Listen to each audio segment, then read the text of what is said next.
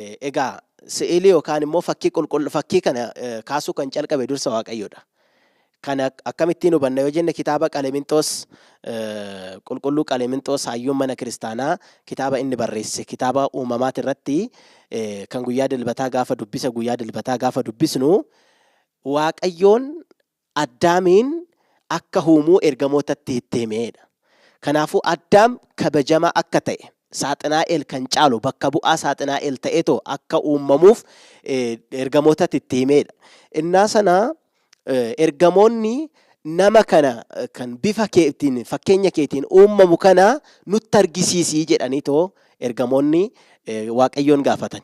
Kanaaf booddee Waaqayyoon fakkii sana yookaan immoo fakkii Addaamii sana bifa ifaatiin kaaseetoo fakkii sana itti argisiisee jira jedha jechuudha. Kanaafuu Waaqayyotu calqabe jechuudha.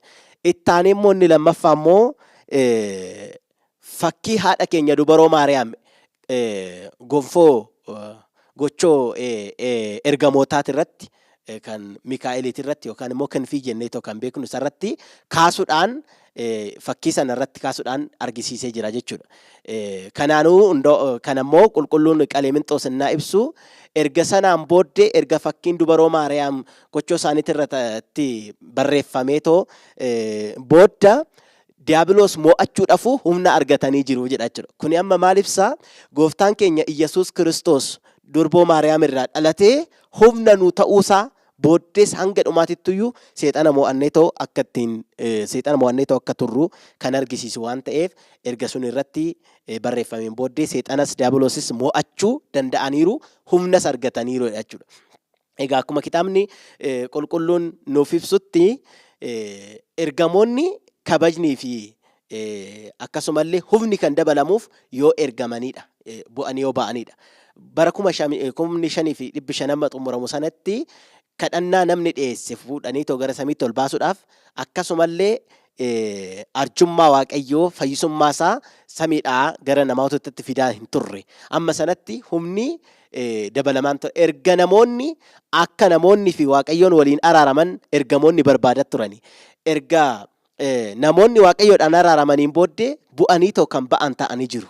Bu'anii erga ba'aniin booddee immoo humni kan dabalamuuf ta'ee jira jechuudha. Kanaaf qulqulluun Efreemis innaa kaasu wanasaa ahaduu malaak ibna abiyye wogara ustabaayir waybee kamazit titgadaf baabiloon abbaa hagar humna qabeessaan akka dhakaacha fuudhetoo darbatu sanatti ergamootaaf ergamummaan isaanii humna laateef jechuudhaan kaasee jira jechuudha. Kanaafuu humni dabalameefii jira jechuudha.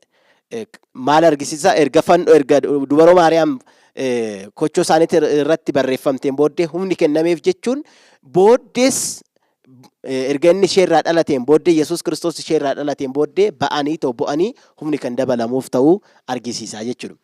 Itti aanee immoo si'ilii kana yookaan immoo fakkii kana Yesuus gooftaan keenya Waaqayyoon Addaamiin kaasuudhaan nutti argisiisee jira jechuudha. Seera uumamaa boqonnaa tokkorraa gaafa dubbisnu lakkoofsa 26 calqabnee gaafa dubbisnu Addaamiin bifaa fi fakkeenya isaatiin uumee jedha jechuudha. Kanaafuu bifaa fi jedheetoo ergan booddee fakkeenya isaatiin uumeera fakkii isaati jechuudha. Kanaafuu namni fakkii Waaqayyooti jechuudha. Namni fakkii Waaqayyooti jechuudha. Maalidhaan? Laphee isaatiin Waaqa Abbaatu fakkaata. Hafuura isaatiin Waaqa hafuura qulqulluudhaan fakkaata. Jecha isaatiin Waaqa Ilmaa yookaan immoo jecha Waaqayyo jedhamee kan beekame Yohaannis boqonnaa 1 lakkoofsa 1 irratti kan ibsame Waaqa Ilmaatiin fakkaata jechuudha. Kanaafuu jechi kan argamu lapheerraa garuu lapheerraa hadda ba'eetii miti. Laphee duras hin argamne, lapheedhaan booddas hin argamne. Hafuurris akkasuma kan ba'u achi keessa. Lapheedhaan duras hin argamne, lapheedhaan boodas hin argamne. Argamtiin isaaniitis erga tokkodha, jireenyi isaaniitis bakka tokkodha. Garuu hafuurri kophaa isaatiidha. Jechi kophaa isaatiidha. Lapheen kophaa isaatiidha jechuudha.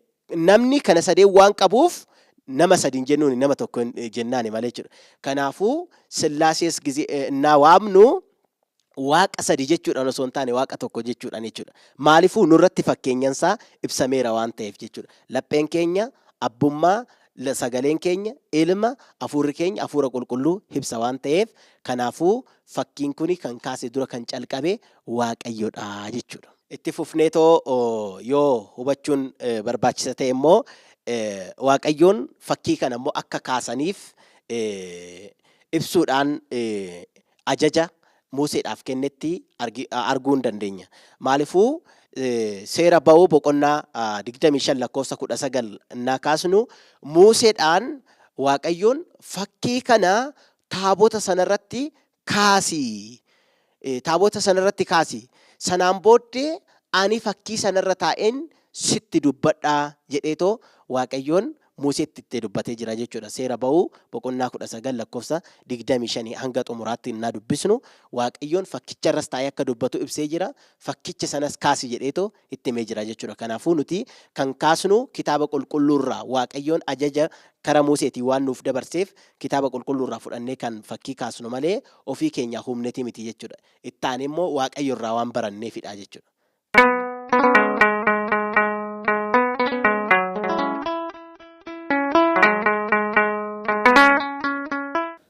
Tolega dhugumatti liqamaa Imiraan Tarbinos Tolosaa Waaqayyo abbaan keenya sagalee jireenyaa sinaa dhageechisu guddaa galatooma ulfaadhaa. Haala itti fakkiin qulqullaa'oo yookiin fakkii qulqulloota akkamitti akka inni jalqabamee fi keessattiyyuu eeyyama Waaqayyootiin Waaqayyo abbaan keenya ofuma isaatiif eeyyamee Waaqayyo abbaan keenya ofuma isaatiif ajajee jalqabattis Waaqayyo abbaan keenya eeyyama isaatiin akka inni eeyyamee fakkii qulqullaa'oon nuuf kaastaniitu dhugumatti Waaqayyo abbaan keenya sagalee jireenyaa sinaa dhageechisu ulfaadhaa galatooma isiniin jenna. Egaa mi'asumaanis wal qabatee lammaffaa irratti jechaadha.